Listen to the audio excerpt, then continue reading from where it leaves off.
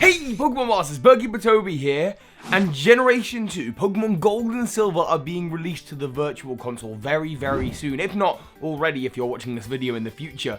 So now seems like a great time to reminisce about the time that those games existed, and for many of you who are watching this video, you might not have even been born at that time. Pokemon Gold and Silver graced us with its presence back in 1999, so if you are born 2000 or onwards, you would not, but this game is older than you. But for me, these games were like solidly my childhood. I was just a little bit late coming into Generation 1. In fact, I got my first Generation 1 game in 1999 or 2000. And that was Pokemon Yellow, and I talked about my Generation 1 memories last year in a video. But in this video, I'm going to tag a few of you to do the same. I hope you leave a comment. I hope people make videos, but I'm going to tag some people in particular because this is a tag video. So ideally, wait until you get tagged, but if not, you know, just go ahead and make a video anyway before Gold and Silver get re-released. Because I have some memories of Johto that I think would be great to share. Going back to my first ever Pokemon game, Pokemon Yellow, I got it while me and my family were on holiday in Menorca. I got my first copy and it was in Spanish for some reason, but my brother also got a Pokemon game. He got Pokemon Silver. My brother's name is Theo, by the way, that'll become relevant later on. Anyway, he got Pokemon Silver, so the experience he was having of Pokemon was entirely different to mine. While I was starting in Pallet Town, he was starting in New Bark Town. There was totally different starter Pokemon, and I think I preferred the ones on his game. And the sad thing was, he couldn't trade me any of those Pokemon other than like Pidgey or Rattata. But I was busy enjoying the Kanto region, watching him and his Totodile get really far. In fact, he even had a level 100 for Alligator before I had any other level 100 Pokemon. He's now not even remotely interested in Pokemon, but just watching him train that Totodile up made me really want to like do it myself. So that Christmas, I got a copy of Pokemon Crystal. And the first thing I did was get myself a Totodile, of course, and name my rival after my brother. And I was so eager to get a Feraligatr for myself that I rushed through New Bark Town and past Cherry Grove City right up to Mr. Pokemon. And he gave me the mysterious egg, and I got out of the house and I got a phone call from Professor Elm, and I was so excited that I just kept button bashing A, like really fast, not even remotely reading the text that I had to read. Okay, I gotta step back. I'm gonna get addicted. Yes, I didn't read any of the phone call telling me that Elm's lab had been robbed and that I had to go back there to help him out. So instead, I proceeded on and found a route where two trainers, maybe Youngster Joey, I'm not sure, were battling a Rattata and a Pidgey. And they said to me to go away and come back later. And I was so excited to proceed on my journey, not knowing that I had to return to New Bark Town, that I just waited in the tall grass. I think I even asked my brother and he went, yeah, just train your Pokemon for a bit. So I was like, great! And I trained my Pokemon for about a week. For about a week, I was just stood in this one spot next to these Pokemon trainers battling. Like, I'm sure they'll move soon, right? Hey, brother, do they move soon? They move soon, right? And he's a kid too, so he's like, yeah, I'm sure they will eventually. And of course they don't. I have to go see Professor Elm. And eventually, he gives me the time of day to have a look at the game and go, oh, I think you're supposed to go to Professor Elm. Sorry, what? I have a Croconaw at this point. What?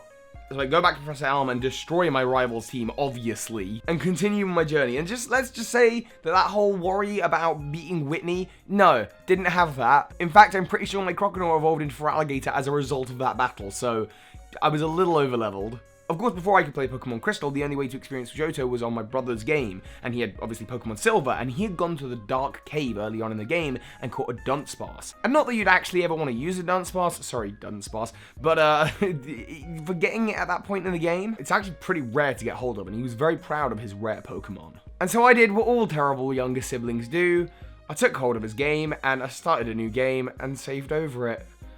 Oh, that's probably why he's not interested in Pokemon anymore. I'm sorry. But you know what? It was fine. And there were a lot of experiences and specific memories I have about Generation 2. I remember opening up the leaflet that came with the game and it had like all the different gym leaders in and it told you about their types of Pokemon.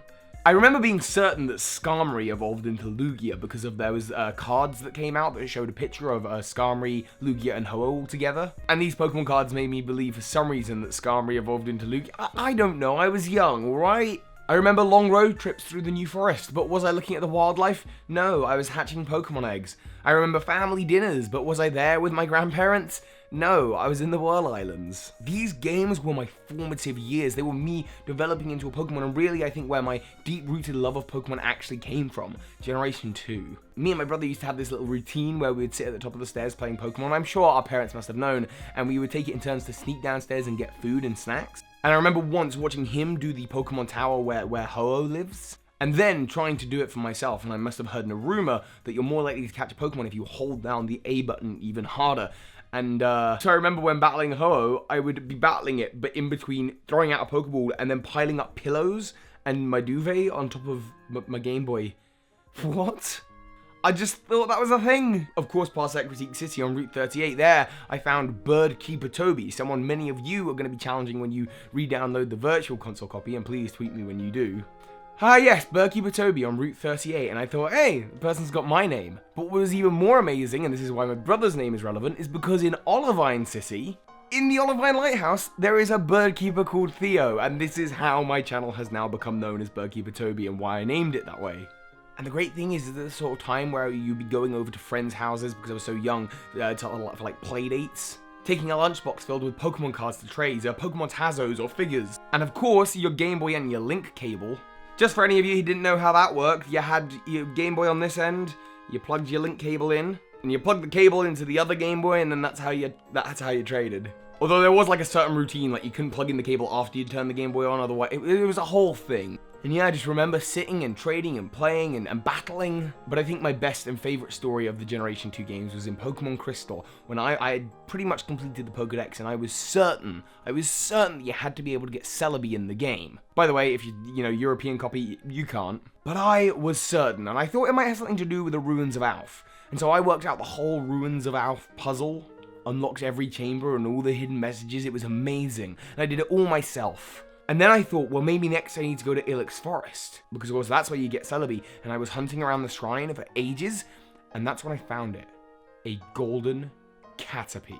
A Caterpie that was golden. Surely this was a sign, so of course I caught it, and I evolved it into a shiny Butterfree, and then nothing happened. I took it to the Ruins of Alph, nothing happened. I was so confused that I wrote into a magazine that we had here in the UK called Pokemon World. I wrote into Pokemon World, I can't believe I did this, saying something to the effect of, okay, look guys, on the down low, I need you to answer this in the next issue, because I'm in the Ruins of Alph, I found the golden Caterpie, I've evolved it, I must be so close, where do I go from here?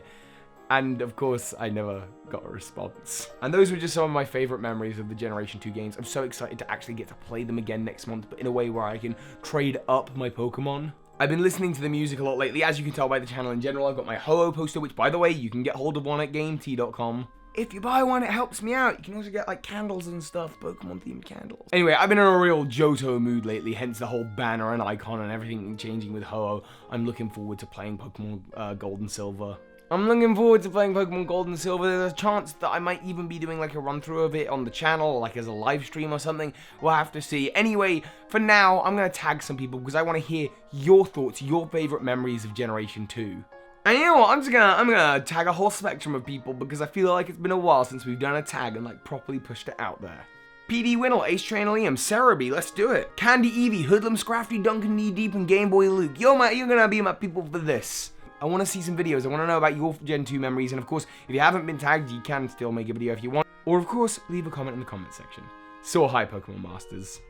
I also want to say a massive thank you to all of those of you who have signed up on Patreon over this last week and are new Patreons this month, especially the big Patreons of this month. Nicholas0202, Connor Maynard, who is a long-term friend of the channel, and Joseph Schofield. Thank you. This is Ash Ketchum. You just watched a video by Birdkeeper Toby. That makes you a Pokemon Master!